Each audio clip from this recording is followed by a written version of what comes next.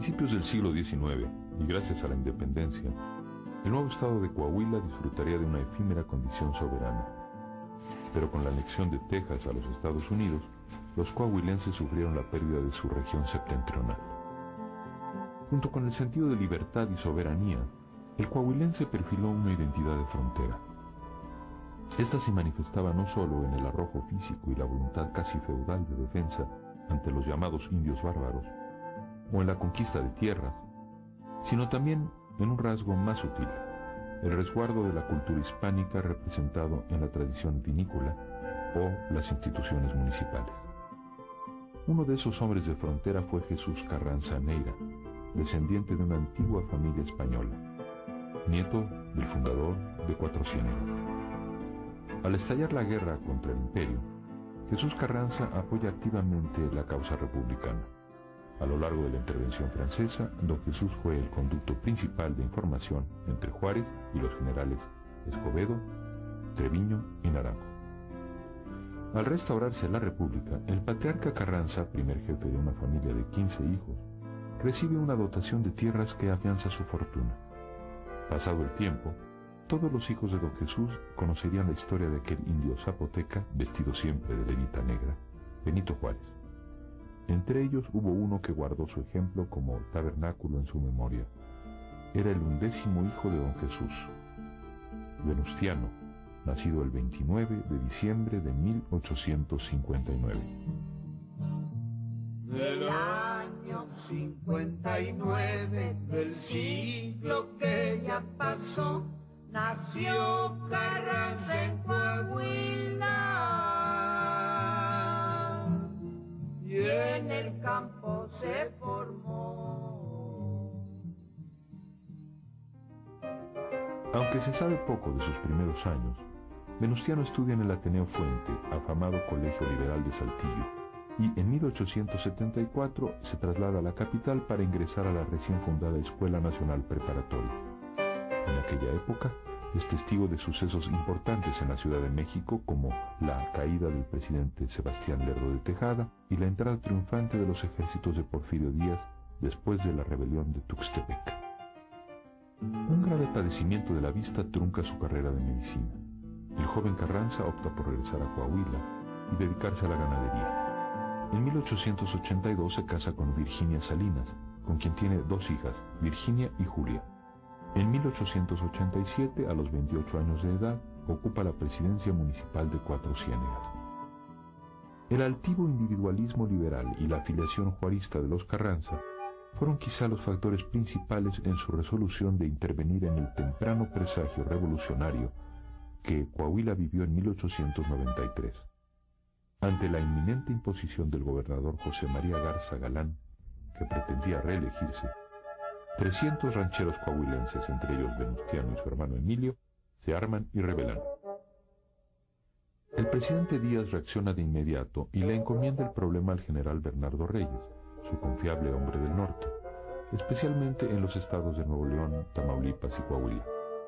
Díaz manifestó varias veces la sospecha, no del todo injustificada, de que el instigador del movimiento era su antiguo opositor, Evaristo Madero, y sus instrumentos, los Carranza.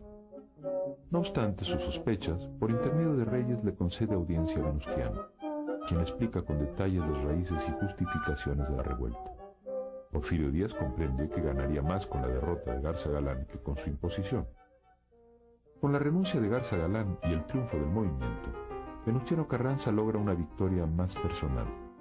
Consolida la amistad de Bernardo Reyes, a cuya política había debido ya su presidencia municipal en Cuatro Ciénegas en 1887, puesto que vuelve a ocupar entre 1894 y 98.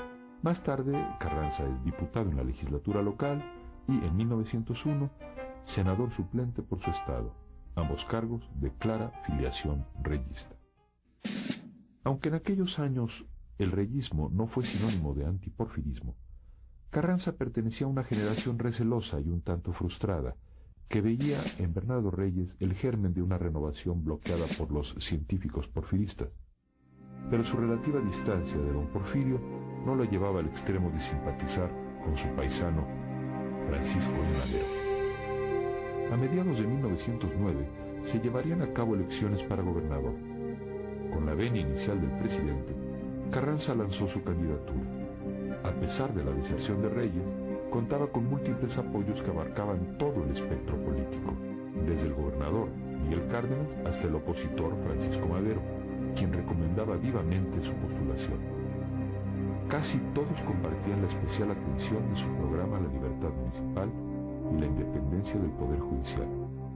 Pero le faltó el apoyo del gran elector, nada menos que Porfirio Díaz, quien, recordando quizá los sucesos de 1893, decidió apoyar al candidato opositor Jesús de Valle. Resentido con el presidente, Carranza se acerca a Madero.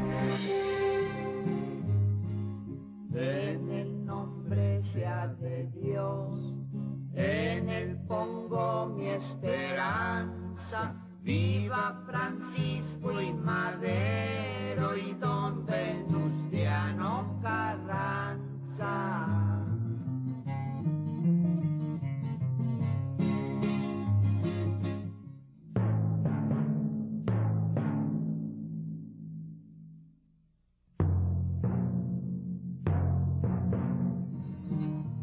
Fue labriego y luego juez, diputado y senador, y en el tiempo de Madero fue electo gobernador. En enero de 1911, Carranza se encuentra con Madero en San Antonio, Texas. En febrero, el líder antirreeleccionista lo designa gobernador provisional de Coahuila y comandante en jefe de la revolución en los estados de Coahuila, Nuevo León y Tamaulipas. La celeridad no era una de las virtudes de Carranza, quien ya había cumplido los 50 años, y la rebelión que debería encabezar se retrasa. Madero se impacienta, pero no desconfía de él. En mayo, y casi sin acciones militares que lo avalen, Carranza ocupa el ramo de ministro de Guerra y Marina y se incorpora a las negociaciones de Ciudad Juárez. Su primera intervención en una de las discusiones sobre la renuncia de Porfirio Díaz es reveladora. Carranza dice: una revolución que tranza es revolución perdida. Las revoluciones, para triunfar de un modo definitivo, necesitan ser implacables. La revolución maderista desolló a Carranza y transó al conceder el interinato a Francisco León de la Barra. El 3 de junio de 1911, Carranza recibe a Madero en Piedras Negras y ocupa por algún tiempo la gubernatura provisional de Coahuila. En agosto renuncia para llevar a la práctica la efectividad del sufragio y contender por la gubernatura que Díaz le había negado y que la revolución maderista finalmente le reintegró. La gestión de Carranza duró año y medio. En su breve periodo comenzó la renovación del Poder Judicial, los impuestos y los códigos. Propuso leyes sobre accidentes en minas. Emprendió acciones contra las tiendas de raya, los monopolios comerciales, el alcoholismo, el juego y la prostitución. Durante su mandato se hicieron inversiones para nuevas escuelas y, en general, sus propósitos educativos fueron más exitosos que sus proyectos de reglamentación de la propiedad minera y del trabajo. Su fe en la bondad de las pequeñas comunidades no era la pequeña agricultura y la pequeña minería. Carranza tenía ideas claras, pero no era un idealista. Sabía que los tiempos no propiciaban la reconstrucción pacífica y se empeñó en mantener contra la voluntad de Madero a grupos de antiguos rurales como fuerzas de seguridad. Estas resultaron particularmente útiles en la campaña contra el orozquista José Inés Salazar. Al concluir la rebelión, Carranza insiste en conservar tropas irregulares. En septiembre de 1912, el distanciamiento entre Madero y Carranza es público y notorio. Carranza defiende ante todo la soberanía de su estado y ve con inmensa preocupación el deterioro de la imagen presidencial de Madero. Presiente que su predicción de Ciudad Juárez sobre la revolución suicida acabará muy pronto por cumplirse. Por su parte, Madero considera a Carranza un viejo pachorrudo. Pero mientras el apóstol se dispone al martirio, el viejo Carranza, nada pachorrudo, establece enlaces con los gobernadores de San Luis Potosí, Aguascalientes y Chihuahua También se asegura la lealtad de los futuros astros de la revolución como Cesario Castro, Francisco Cos y Pablo González. Durante la decena trágica envía al joven Francisco J. Mújica a ofrecer a Madero refugio en Coahuila. Más sabía el viejo por viejo. Había vivido, escuchado y leído mucha historia. Quienes lo conocieron han señalado la peculiar afición de Carranza por la historia y por sus moralejas. Para Luis Cabrera, Carranza era una verdadera enciclopedia aplicada de historia de México. Su época dorada era la Reforma y su personaje entrañable, claro está, Benito Juárez. Aunque Carranza apenas había viajado al extranjero, suplía su inmovilidad física con una respetable movilidad libresca. De la historia europea, su preferida era la francesa.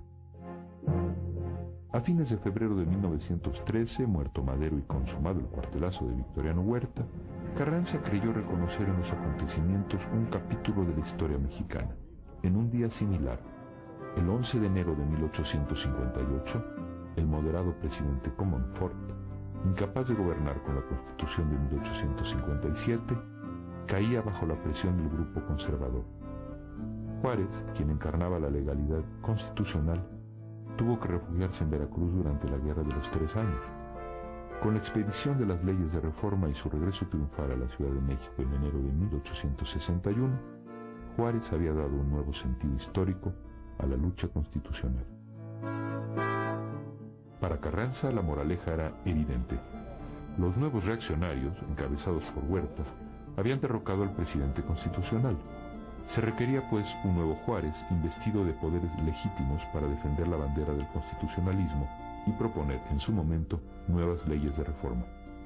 Como en 1867, habría que luchar por la soberanía, pero esta vez sin aliados, contra Europa y contra Estados Unidos.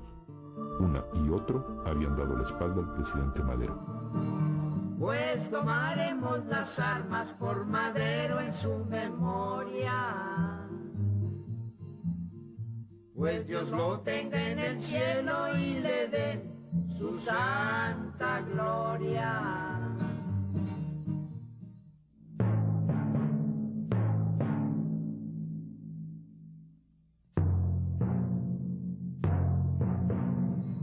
Don Venustiano Carranza, gobernador de Coahuila, por defender a la patria pone en peligro su vida. Ese estado de Coahuila dicen que le pertenece. Se levantó a defenderlo en 1913. Cuidando todas las formas del caso, a fines de febrero de 1913, Carranza obtiene de la legislatura de Coahuila el mandato para rebelarse contra la usurpación.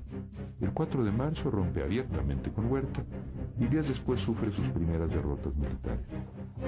En repliegue hacia Monclova, donde instalaría el Palacio de Gobierno, pasa por la Hacienda de Guadalupe, en donde el 26 de marzo, junto con un grupo de jóvenes oficiales, lanza el célebre plan que desconoce a Victoriano Huerta como presidente de la República y a los poderes legislativo y judicial de la Federación.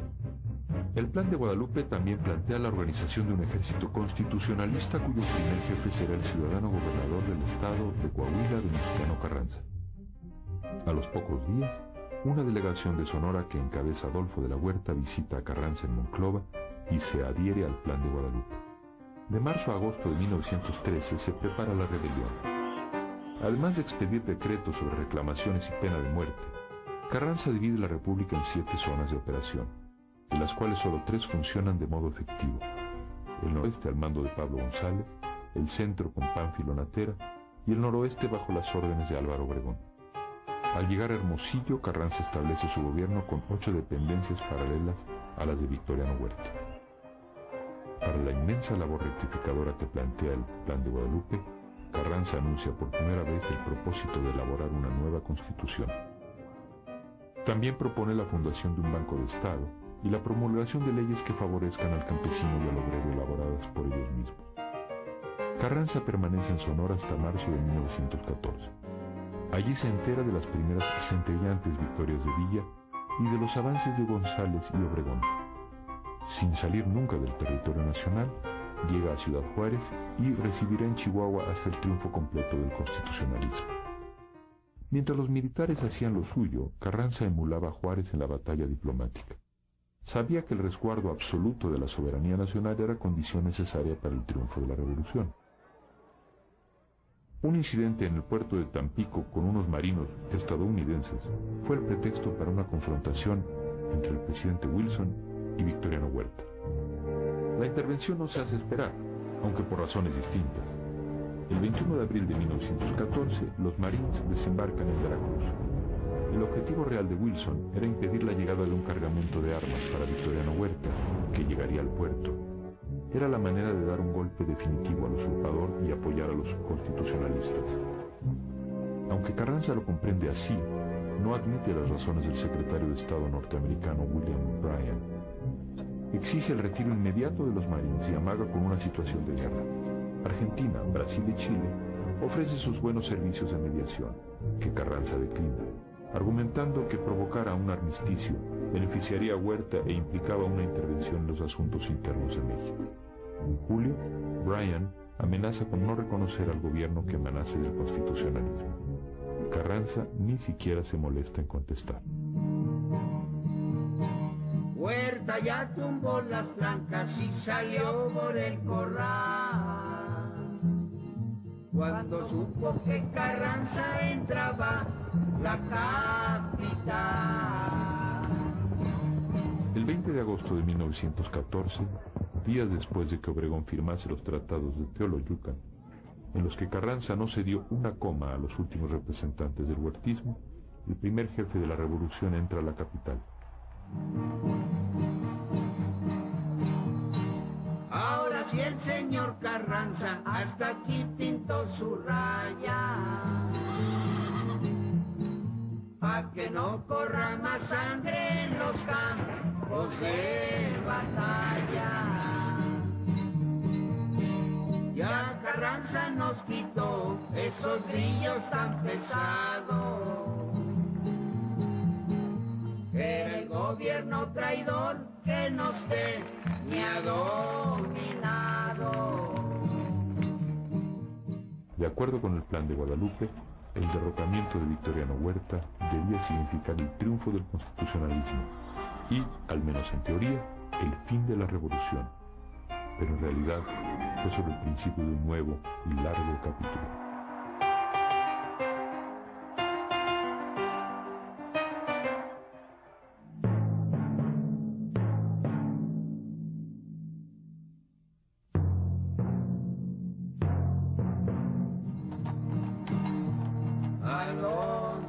Años triunfó y Huerta huyó al extranjero, quedando de primer jefe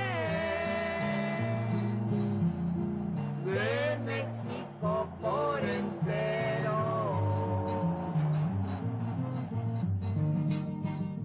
Venustiano Carranza era el primer jefe de la revolución, pero no el único.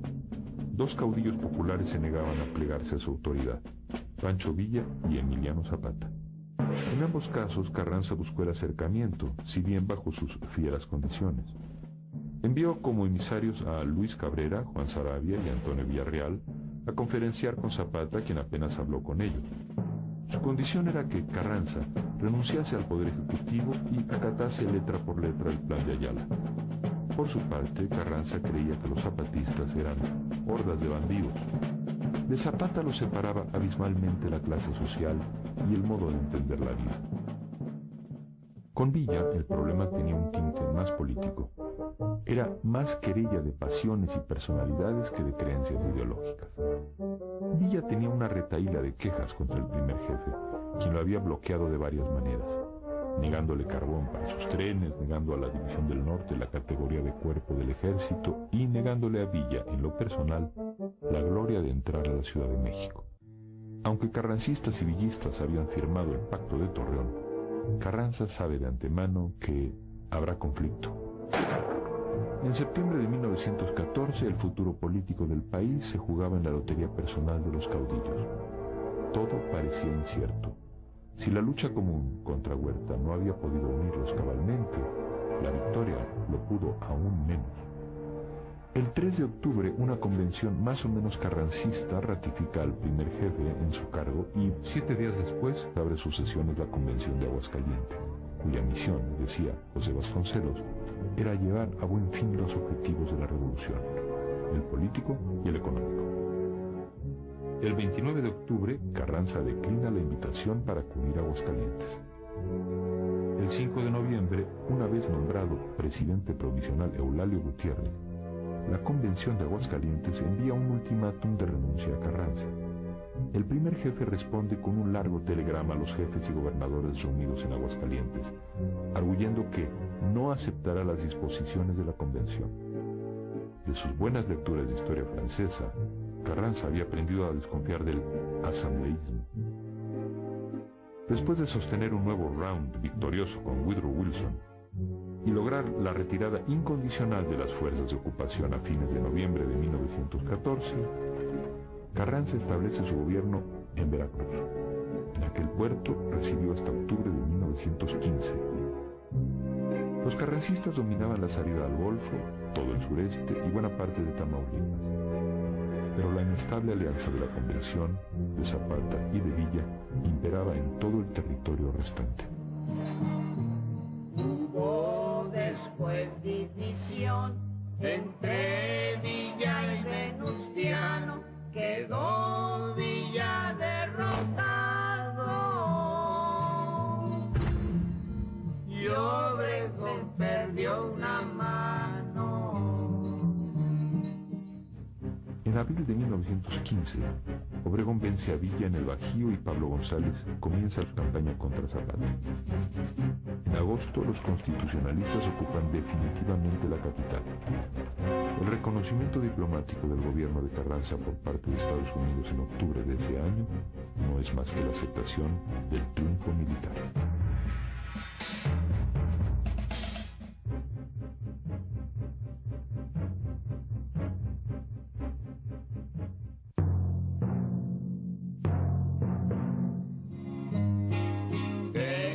Se fijan, señores, Carranza está de por medio, para que no estén como antes, por el maíz y real y medio.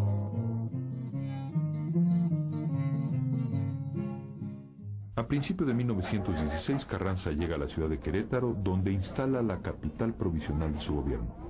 En abril lo establece definitivamente en la Ciudad de México e integra su gabinete con civiles y militares de la clase media profesional. Desde la expedición de las primeras reformas a principios de 1915 hasta la jura de la nueva Constitución en Querétaro el 5 de febrero de 1917, el gobierno preconstitucional de Carranza libraría una batalla múltiple tan compleja o más que la militar. En algunos casos la iniciativa de reforma partió del gobierno, en otros provino de la presión social.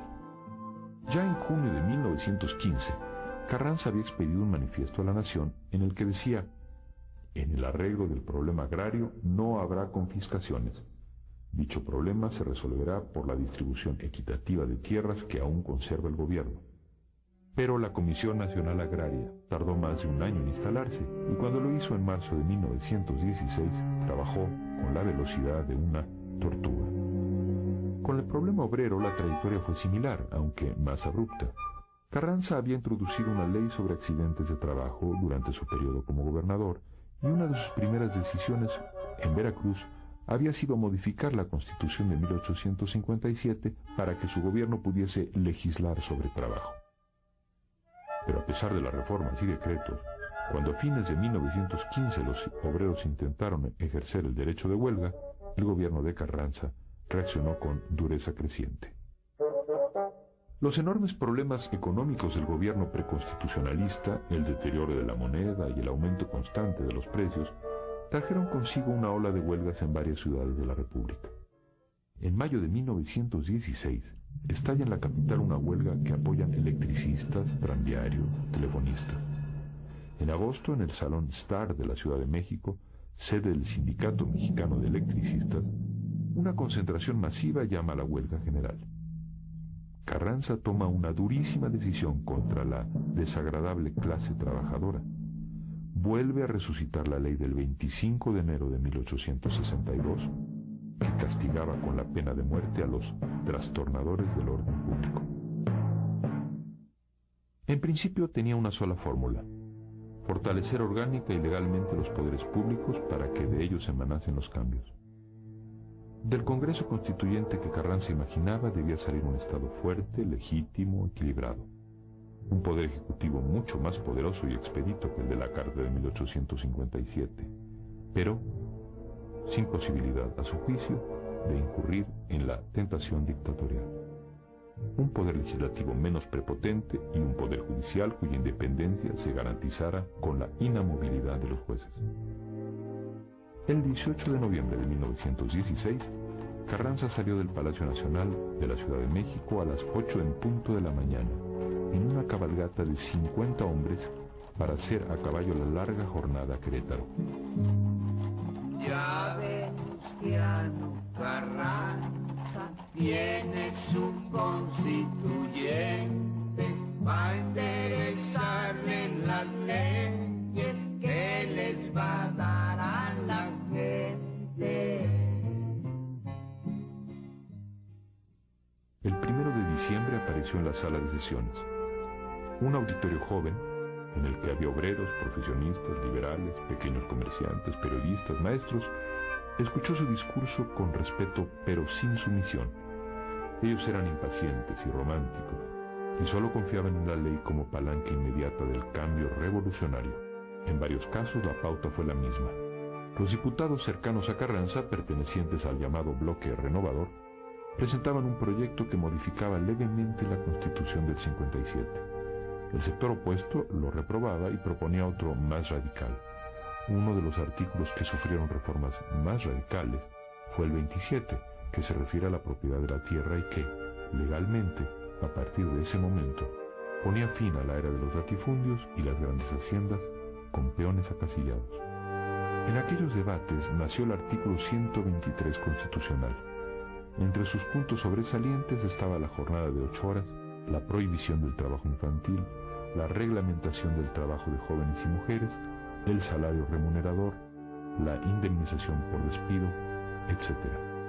En los artículos 3 y 130 concernientes a la religión, la Constitución de 1917 desconocía toda personalidad jurídica a la Iglesia, prescribía la enseñanza laica y negaba a los sacerdotes derechos comunes y políticos.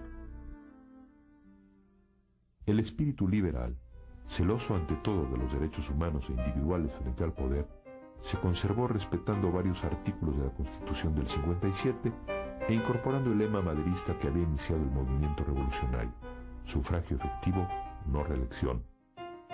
El 5 de febrero de 1917, después de 2 meses de apasionado debate, se proclamó la Constitución. No era, como había esperado Carranza, la última palabra de la etapa liberal. Era la primera palabra de la etapa revolucionaria.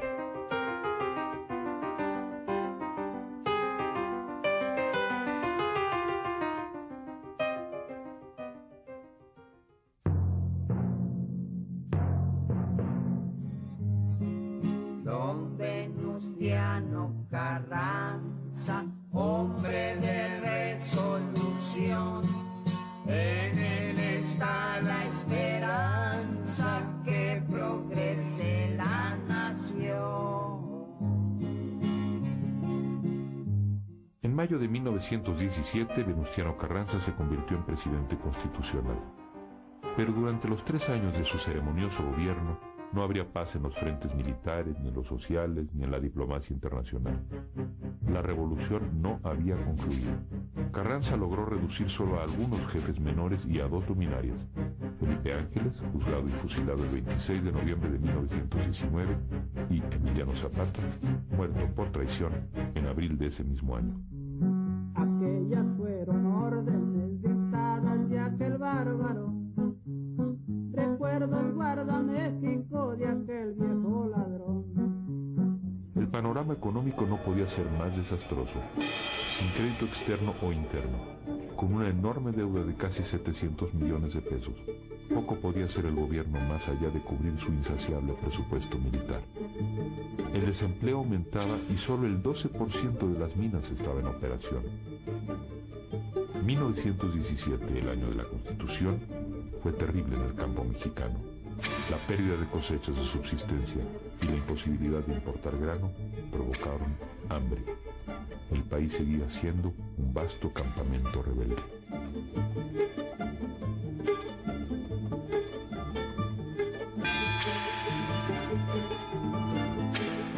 Los acontecimientos que desencadenó Carranza siguieron su curso. En febrero de 1918, solo 97 comunidades habían recibido tierras. Carranza tenía serias dudas sobre la efectividad económica y social del nuevo artículo 27 en su parte agraria. El sueño de Carranza eran las granjas y colonias agrícolas, y su ideal inmediato, como buen norteño, ver al campesino mexicano convertido en un parvifundista emprendedor. No sorprende que hacia el final de su periodo se devolvieran algunas haciendas y se hubiesen entregado solo 200,000 hectáreas. Después del Congreso Constituyente de Querétaro, Carranza puso oídos sordos a la presión patronal que lo incitaba a emplear mano dura y respetó varios movimientos de huelga. A un político de su sagacidad no podía escaparse de la fuerza real de los obreros. Quizá por eso apoyó al gobernador de su propio estado, Gustavo Espinosa Mireles, para organizar en mayo de 1918 un Congreso Obrero con representación nacional. De aquel Congreso nació, para bien, la CROM, Confederación Regional Obrera Mexicana, la primera gran central obrera de nuestra historia. Por otro lado, en lo referente a la política internacional, resguardó los intereses de México con una obstinación que en su momento pareció ceguera o rigidez, pero que bien vista fue una mezcla afortunada de firmeza y ductilidad. Los párrafos del artículo 27 de la nueva Constitución relativos al subsuelo fueron materia permanente de controversia. Al entrar en la Primera Guerra Mundial, Estados Unidos requería una vía expedita al petróleo mexicano, y así lo hizo ver, anclando en varias ocasiones barcos de guerra frente a Tampico. Carranza no cayó en provocaciones ni las hizo. No cedió ni cambió en términos de legislación, evitó una auténtica intervención e introdujo nuevas reglas en las relaciones de México con gobiernos, compañías o particulares del exterior. Y todo ello en plena Primera Guerra Mundial, de la cual los Estados Unidos emergerían más poderosos que nunca. Como contrapeso a la presión e influencia norteamericana, Carranza coqueteó más de la cuenta con Alemania y esperó ayuda de aquel país antes, durante y después de la Guerra Mundial, pero no al grado de renunciar a la neutralidad mexicana ni de embarcarse en aventuras riesgosas para México o en actitudes provocativas frente a Estados Unidos o sus aliados.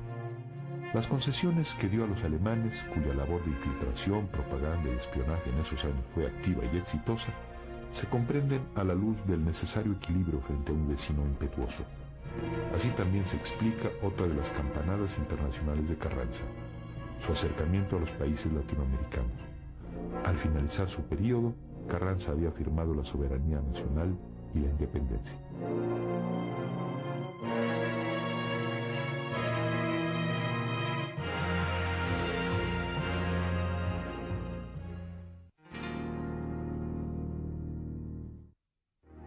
Señores, vengo a explicarles de qué manera pasó la triste y fatal tragedia en que Carranza murió. Desde principios de mayo comenzó a estar pensativo porque muchos generales ya lo habían desconocido. Al acercarse las elecciones presidenciales de 1920, Venustiano Carranza era más que nunca un hombre rebasado por el tiempo. El país era un caos y las circunstancias se le vinieron encima. Levantamientos, fermentos políticos, inquietud social, desastre económico, epidemias, hambre, huelgas. Para colmo, una buena parte de la nueva clase política usufructuaba los puestos públicos como propiedad privada. El viejo no roba, pero deja robar, se llegó a decir. Y el neologismo carrancear discurría como sinónimo de robar. Desde junio de 1919, Álvaro Obregón había lanzado su candidatura presidencial a través del Partido Revolucionario Sonorense y meses después fue respaldado por el Partido Liberal Constitucionalista y el Partido Cooperatista. En un manifiesto, Obregón señalaba la urgente necesidad de consolidar la democracia a través del sufragio efectivo y reorganizar el gobierno.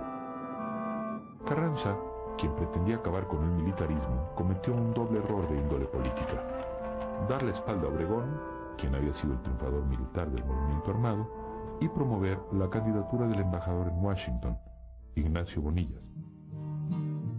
Imponen a un sucesor, ha causado siempre mal, pues los gobiernos no eligen, y es de su fin la señal. Su designación resultó tan disparatada que la opinión pública lo bautizó como Flor de Té, haciendo referencia a una canción popular de la época, porque nadie sabía ni quién era ni a dónde podía ir. A principios de 1920 el poder real no lo ostentaba ya Carranza, y mucho menos el pobrecito Flor de Té, sino el compacto grupo sonorense que desde el cuartelazo de Victoriano Huerta y el Plan de Guadalupe había desempeñado un papel decisivo en la revolución. Nadie dentro del grupo objetaba la preeminencia de Obregón. En abril, el grupo sonorense lanza el Plan de Agua Prieta, desconoce el gobierno y reinicia por su cuenta la revolución. La lógica que para entonces guiaba los pasos de Carranza no era política, sino puramente jurídica y moral. No se trataba de salvar vidas, y menos aún la suya. Se trataba de salvar principios. Tenía el deber de conservar la legalidad, obedeciendo antes que a la estrategia al destino. A un grupo de generales que lo visitan el 21 de abril de 1920, entre ellos Jacinto de Treviño y Francisco J. Mújica, les advierte: nada ni nadie me harán retroceder en mi camino, pues no tengo más punto de vista que someter a los alzados por medio de las armas o caer luchando en la contienda. Desde 1913 tengo prestada la vida. Ante la presión de los rebeldes, decide abandonar la capital y emprender la marcha hacia Veracruz a principios de mayo.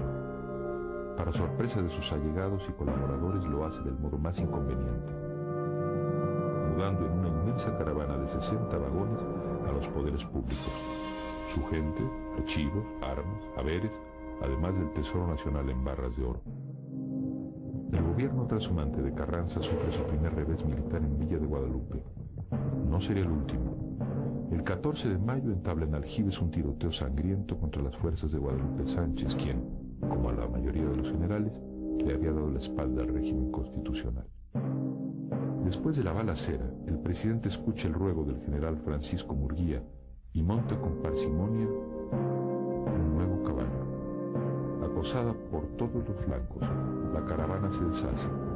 Cortado el avance hacia Veracruz, la menguada comitiva de Carranza decide cambiar el rumbo para tratar de cruzar la Sierra de Puebla y seguir después hacia Hidalgo, la Huasteca Potosina y finalmente al norte. Solo un puñado de generales fieles lo acompaña: Mariel, Mujía, Urquizo, Barragán. Ante el naufragio, Carranza no se inmuta. Como nunca, muestra calma, fortaleza, orden. El 20 de mayo, después de 6 días de larga y penosa caminata, la caravana de 100 hombres, varios de ellos civiles, atraviesa el río Necaxa y llega a una región controlada por el general Rodolfo Herrero, antiguo rebelde que semanas antes se había acogido a la amnistía del gobierno carrancista.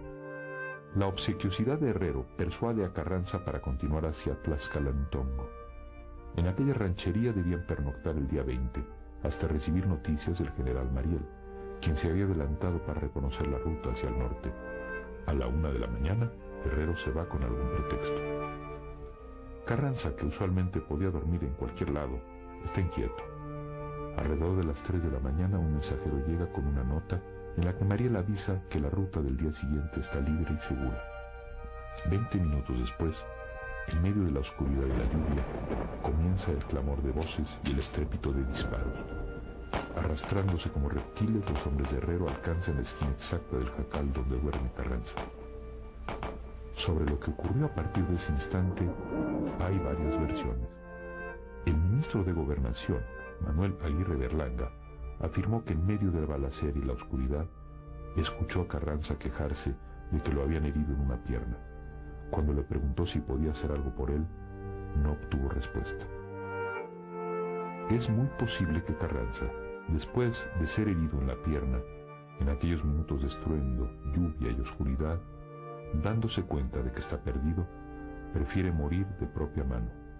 Se pone los anteojos, toma su pistola Colt 45, con los dedos índice y pulgar de la mano izquierda apunta el cañón a su pecho, dispara una o más veces, sigue el estertor y sobreviene la muerte. Frente a su féretro abierto, rumbo al Panteón de Dolores, mujeres del pueblo se postraban llorando. Ha muerto nuestro padre. Sin querer, lo expresaban en una palabra. Aquel viejo tenaz había ejercido desde el pasado una severa e inteligente paternidad sobre la revolución. Carranza había encauzado una lucha social que sin él, acaso hubiese desembocado en un caos interminable. Puente entre siglos, Carranza llevó la historia mexicana a una orilla que no estaba en su libreto, una orilla más compleja, pero también más sensible al dolor humano.